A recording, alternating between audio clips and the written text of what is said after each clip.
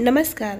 आज आपण अगदी बाजारामध्ये मिळते त्याच पद्धतीची कुरकुरीत आणि चमचमीत अशी सोयाबीन चिली घरच्या घरी सोप्या पद्धतीने कशी बनवायची ते बघूया.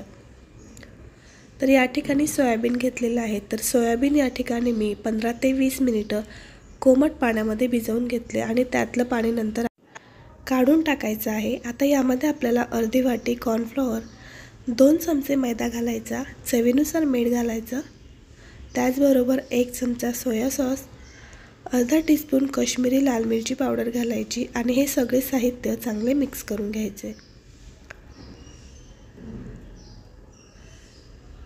आता हे कॉर्नफ्लॉवरचं कोटिंग आहे ते सोयाबीनला व्यवस्थित बसावं यासाठी अगदी थोडंसं पाणी यावर या पद्धतीने शिंपडायचं आहे.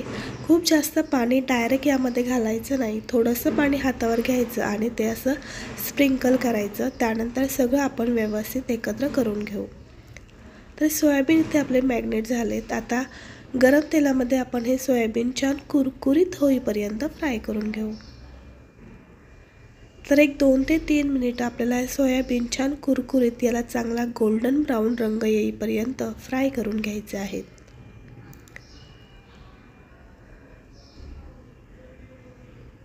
तर बघा इथे सोयाबीन आपले छान फ्राय झाले. आता हे सगळे सोयाबीन आपण याच पद्धतीने तळून घेऊ.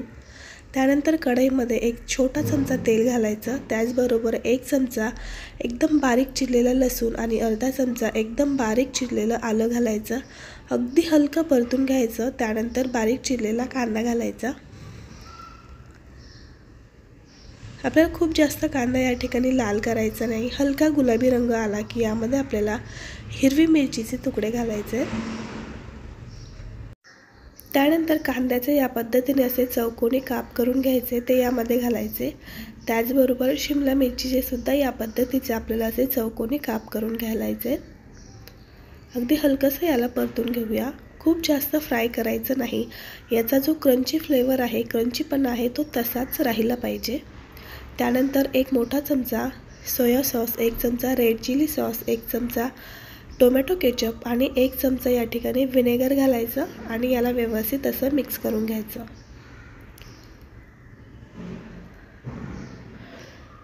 आता हे सगळं व्यवस्थित आपण चांगलं मिक्स करून घेतलं. त्यानंतर रेडीमेड शेजवान चटणी यामध्ये घालायची आहे. शेजवान चटणी तुम्हाला आवडत असेल तर तुम्ही यामध्ये घालू शकता, आवडत नसेल तर स्किप केली तरी देखील चालेल. आता या ठिकाणी एका वाटीत मी कॉर्नफ्लॉवर घेतला आहे. यामध्ये आपल्याला पाणी घालायचं आहे आणि एकदम पातळ याचं आपल्याला हे बॅटर बनवायचं आहे.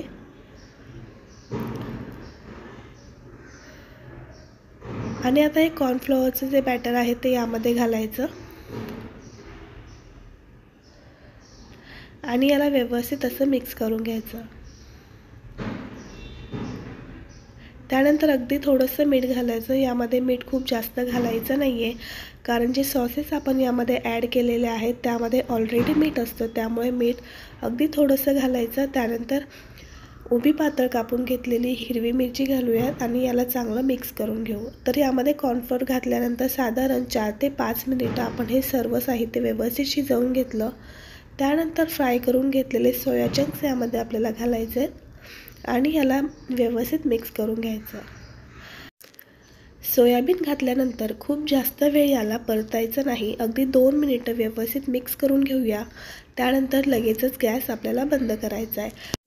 तर आता या ठिकाणी बघा मी गॅस बंद केलेला आहे आणि अगदी झटपट फक्त 10 ते 15 मिनिटांमध्ये अगदी रेस्टॉरंट स्टाईल या ठिकाणी आपली सोयाबीन चिल्ली तयार झाली. चला तर मग गरमागरम सोया चिल्ली सर्व करूया. तर घरच्या घरी तुम्ही सुद्धा ही रेसिपी एकदा नक्की ट्राय करा. रेसिपी आवडल्यास रेसिपीला लाईक, शेअर आणि सबस्क्राईब करायला विसरू नका. व्हिडिओ पाहिल्याबद्दल धन्यवाद.